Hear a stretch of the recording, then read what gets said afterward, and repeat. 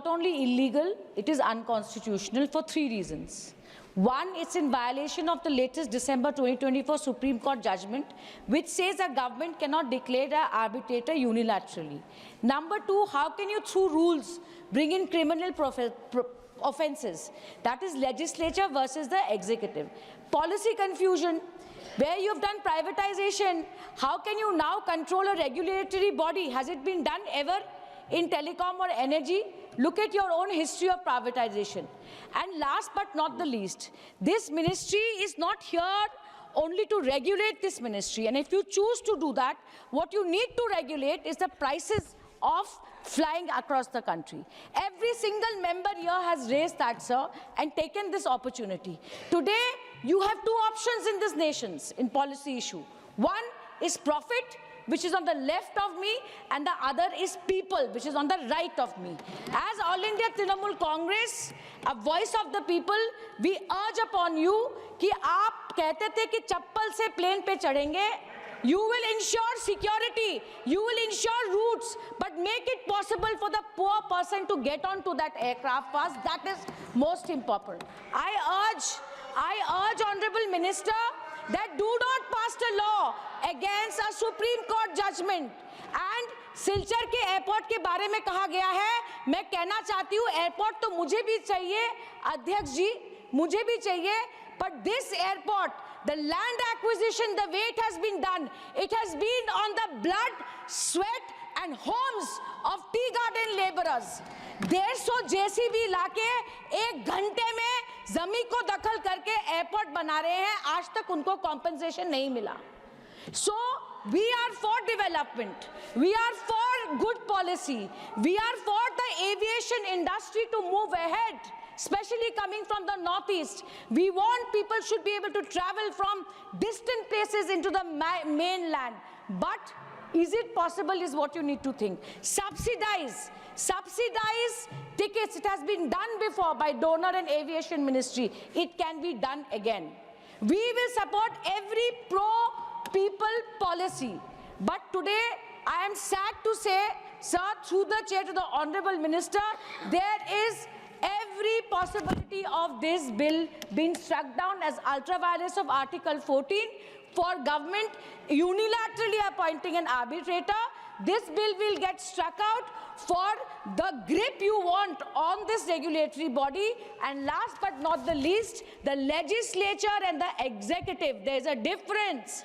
This is unconstitutional to, through rules, make criminal offences. Thank you, sir. Dhanyavad. Shri Kinjarapu Rammohan Naidu to reply the discussion. Thank you very much, sir, for giving me the opportunity. And through this debate, many suggestions which are very, very important for us as a ministry to know. Some of the feedback is very, very important for us to know that has come through all the speakers. And some have maybe crossed the line a little bit and used this debate for their own political purposes. I would not delve too deep into that because that is something the opposition, it has a right to do it and it keeps doing it all the time. But I'll keep the debate very positive and I'd like to comment on all the important suggestions that have come in. And I would like to start also by addressing the elephant in the room, which is about the name of the act, Bharatiya Vayuyan Vidhayak. I also understand that it might be a little difficult thing to pronounce for a lot of people. गले में अटकता होगा ये, पर कोई शर्मिंदा की बात नहीं है इसमें. कोई ये ऐसे वो शर्मिंदा होने की कोई बात नहीं है. This is something you have to know the intention with which the government has put this name.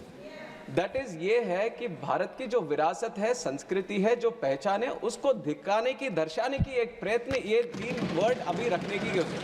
इसमें कोई कॉन्स्टिट्यूशनल वायलेशन कहीं पे भी नहीं है. जो भी आर्टिकल्स मेंशन किए गए हैं, उसका कोई भी कहीं पे भी उसका ऑपोजिशन या कुछ किया नहीं है. One of them is Article 348(1) has been mentioned, which says about the authoritative text. That is definitely in English, it is there. And also the bill is, it's been mentioned about Article 120, but that also there is no violation about it. And the official language act also, it is in accordance with it. So there is no point of constitution, but there might be a feeling that something has been imposed. And I also am a very proud Telugu person. I speak Telugu language, I write Telugu language, and I'm proud of my culture and my upbringing. So you might be questioning, you're a Telugu person, how can you allow this kind of this thing? अरे हमारे तेलुगु में भी भारत तो भारत ही बोलते हैं. वायु is also a Telugu word. So Bharatiya Vayu and Videk becomes half Telugu for me also. So it is a mixture of all the languages here. It is like everyone coming together, we want to this thing. With the colonialization, there has been a small cocoon that has been developed. And it is, let me reply, sir, I have carefully listened to each and every one. No matter what the allegation is, whatever the suggestion is, I have listened to each and every one, and I'll address the chair.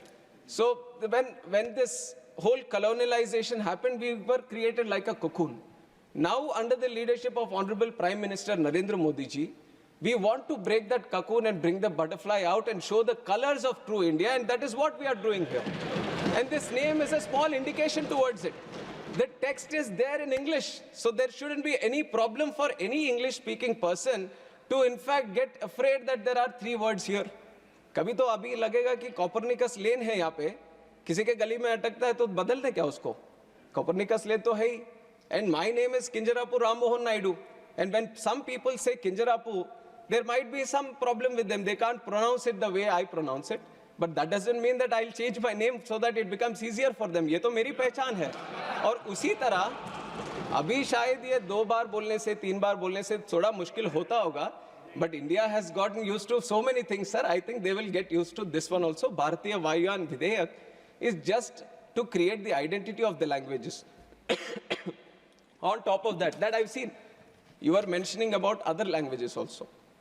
I was not understanding why Hindi was brought in. Vayan is also a Sanskrit word, in fact. And if you really want to appreciate the languages, the culture of this country, I would like the opposition to also appreciate that on 3rd October of this year, the cabinet has made 5 languages as classical languages, which are Marathi, Assamese, Bengali, Pali, and Prakrit. If you really love the languages, you should appreciate the decision of the government and how much this NDA government protects and promotes the languages of India. We recently celebrated the Constitution Day also, and on that day, we have proudly released the Constitution not only in English and Hindi, but we have done it in Sanskrit and Maithili also. So you see that there is a whole conscious effort that all the languages should be given their importance, all the languages should be protected, and all the languages should be promoted. I think this is one point that I wanted to make regarding the language debate that has been going on, sir. And on top of that, Udan, I have already given the numbers during my opening speech also on how the numbers have doubled, in fact, from 2014 to 2024. Now we have gone through the numbers. We have seen all the airports coming up. We have seen the lot of passenger traffic being increased. Sometimes when we go through it, when it becomes a normality, we kind of feel that it's just a regular thing that has been happening. But if you have to compare it with the other developing countries or developed countries, then you would see that how doubling a number in 10 years is very, very difficult, sir. And that is something which has been a challenge for India also. And that challenge has been successfully addressed, and we have doubled the number of airports, doubled the number of passenger traffic that we have, and doubled the number of aircraft fleet. But for us, I can proudly say, under the leadership of Modi ji, aviation is not just looked upon as how many. I also agree to a certain point that it's not about just the numbers. Numbers I'm giving to show you a picture on how much progress we have made. But if you look at the true sense on why we want to promote aviation, why we want to make it one of the best sectors in the country, in the whole world, because when we talk about aviation, we talk about tourism.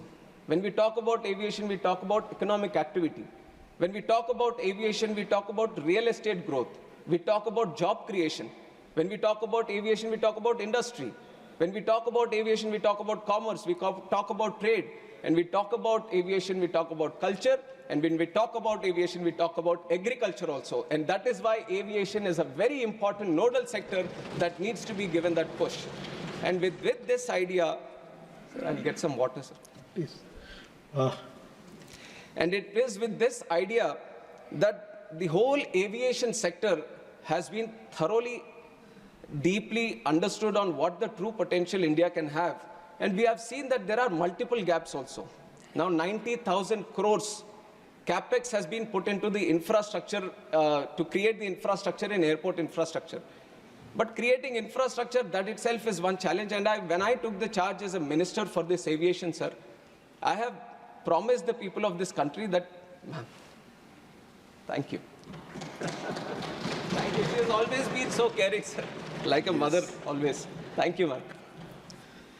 So, when we look deep, it is not about just creating the infrastructure, but it is about connecting them also. Now, you can spend a lot of money, you can create the infrastructure, you can create more airports, but the ultimate challenge, thank you. The ultimate challenge is how do you connect? And that is where, bringing in all the aspects of the government, we created the UDAN scheme, which is Uday Desh Ka Aam Nagrik. Through the UDAN scheme, the challenge of these airlines, because it is a market-driven industry, where they feel there might be a non-viability in running a route, the government has taken the responsibility a little bit on himself, and it has said that why don't we provide the viability gap funding? It was the first time that it has been done at such a large scale, and through the UDAN scheme, now we have started 609 routes in the country in just 8 years span of time. Nowhere in the world you would have seen such a scheme, which has been run by the government itself, so that the non-viable routes, the airlines can come and start the routes and facilitating the routes. And we have operationalized 86 airports under UDAN. And out of these 86 airports, 20 were underserved, but 66 airports were totally unserved. What I mean by unserved is that not a single flight was going to these airports. But that was a challenge the government has taken up. Now we have constructed the airports, but we have to start the airline connectivity also.